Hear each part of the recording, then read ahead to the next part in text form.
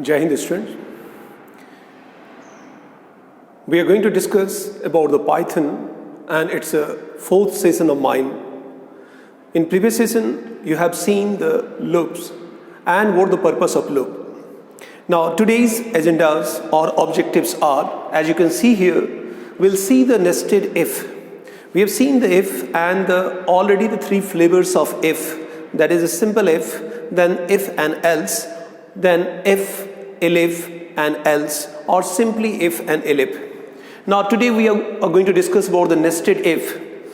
Then we have a jump statement, break and continue. What the purpose of break and continue in this, in any loop or in Python program. More on loops, else a statement we'll see and nested loop we'll see.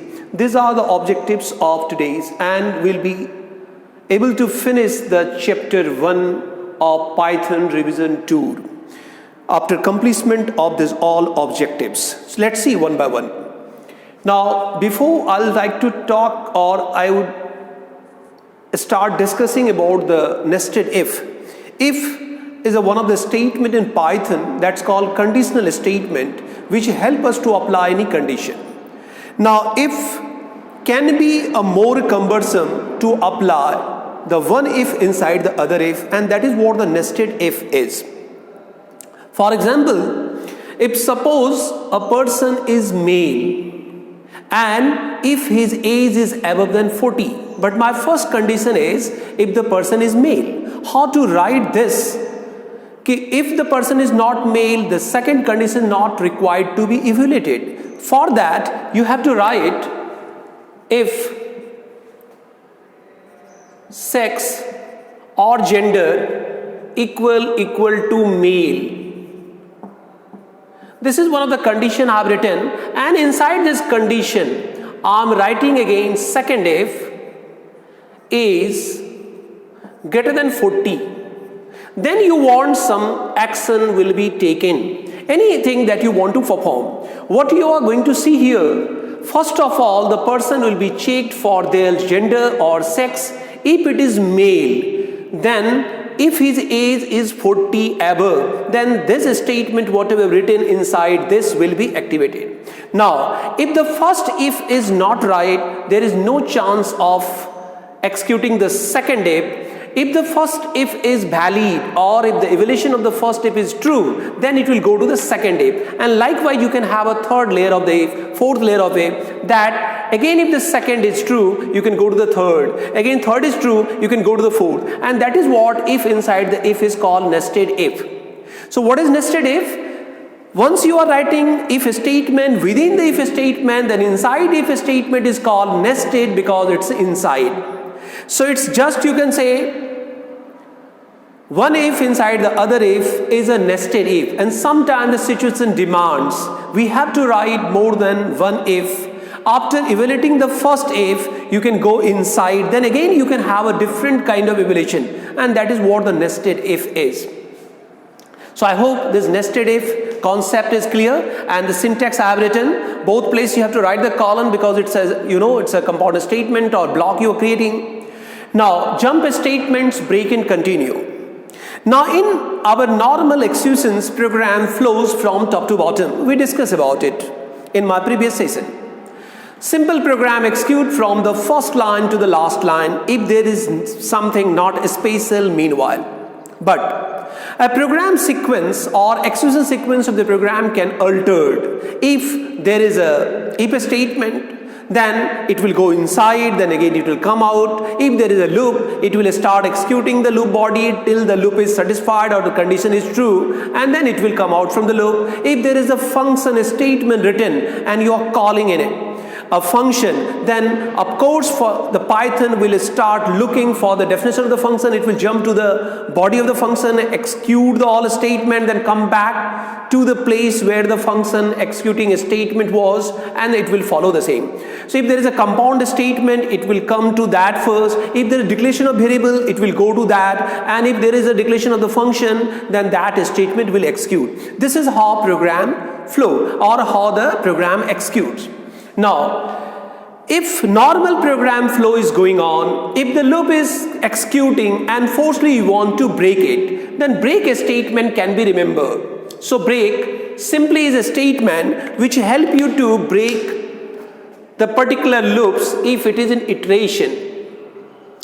You can say break is a statement that simply break the normal execution of the program and it will jump out of the body where the break has been used.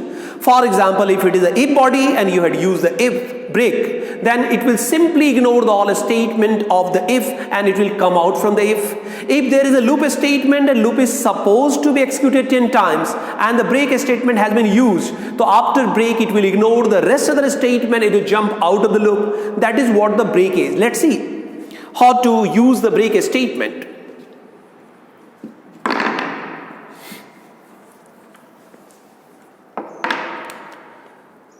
Suppose a for loop is there for I in range. Under bracket I mentioned 1 comma 10. Now inside it I checked if I equal to 1 or I equal to 2. Then I said simply break. Now what is going to happen here? This loop is supposed to be executed 10 times. As you can see, I in range 1 to 10 means 1 to 9. 9 times it will execute one by one. And after execution of the every again occurrence, it will search if I equal to 2 means once the second iteration of the loop will be, it will simply break. It means if there is something inside it after this, if I equal to 2, then break, this all if bodies will be ignored and it will jump to the whatever after if is. So this break statement force the program executions to come out to this place if once I value will reach to the 2. This is how forcefully we are breaking a particular iteration of the loop. Likewise, it can be used in the while loop also, it can be used some other place also to again just disturb the normal execution of the program or normal again loop and to come out from the loop. So break simply ignore the all statement followed after the break and it will jump out of that loop till the loop body is. It will go beyond of that. That is what break is. But the continue statement in Python simply continue the next iteration of the loop. For example, if I am using here I equal to 2, then continue. Now the meaning is different. Once the value of I will reach to the 2 or I will be 2, it will simply ignore the whatever you said after 2 and it will jump to the next iteration, that is 3. It will not come out from the loop, it will simply ignore the second iterations, whatever should be done, and it will go to the third iteration of it. So continue statement simply ignore the normal execution of the program at a particular counter. It will just again ignore that counter and it will jump to the next again iteration or simply goes to the next iteration of the loop. This is a break and continue. So if in your Python program you want to come out completely from any loops due to some reason, then simply use the break statement, and if you just want to ignore a particular counter, particular again iteration, and you want to go to the next iteration of the loop, use the continue statement, and that is what the break and continue statement are. Now come to the more on loops else statement. In loops also we use sometimes the else statement. Loops normally have a body and till the loop is satisfied the body will keep on again iterating, as you know. Now suppose in this for loop there is a body and then you are using else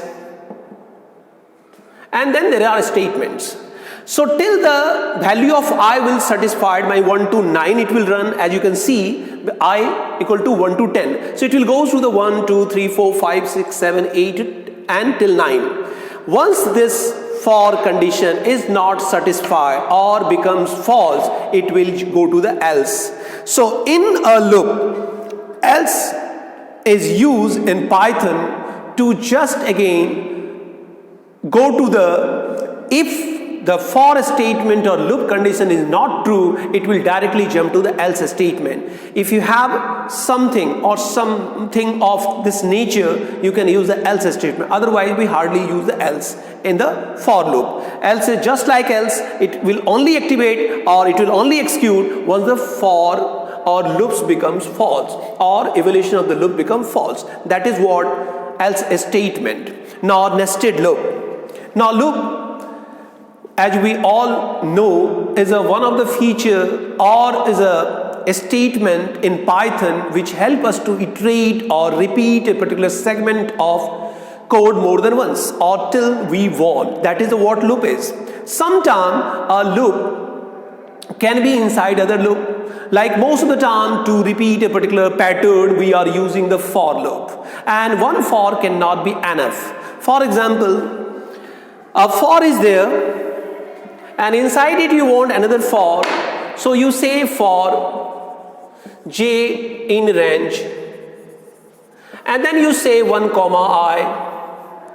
What I am trying to do here, this is my for, that is outer for loop, and this is inner for loop. Here I am using j, here I am using I.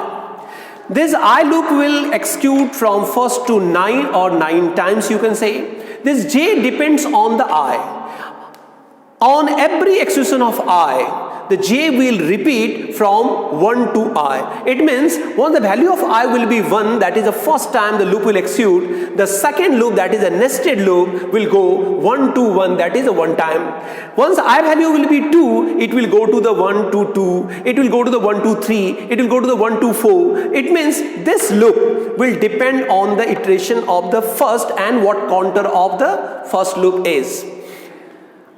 It means if there are 6 or this loop is also executing 6, so 6 into 6, that is 36 times inside loop will execute. Reason for each iteration of the first, the 6th time this will go if I am executing the 6th time. But in this case, what is happening? The j is controlled by the I, because I mentioned 1 comma I. It means starting with the 1 and ending with the I, and every i's values, that is a range for the j, and accordingly j will execute. That is, this second for is a nested for the first. First is called outer, second is called inner. And if there is a third for, suppose k in range, then again this will execute according to the second, or this will execute according to the first. So this is what the nested loops are. The nested loops help us to repeat a particular kind of things in a specific pattern. For example, you may write a program for 1 1 1 1 1 1 1 1 1 1.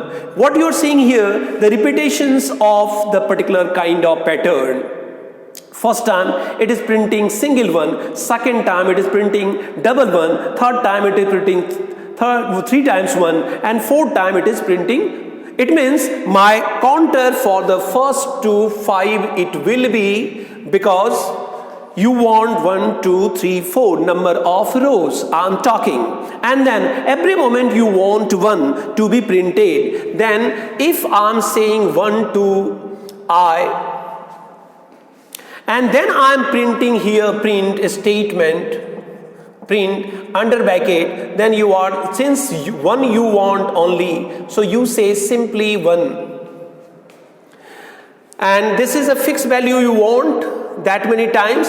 So 1 I am putting in the single quotes. This print statement will execute. First time it will execute 1, second time it will execute 2, that's why 2 I print 1 will be printed. Third time it will execute 3 times, that was 3, and fourth time it will give you the 4 1 as an output. So nested loop is a loop inside the loop is called nested loop. Sometimes while can be nested, sometimes for can be nested to perform a particular kind of pattern.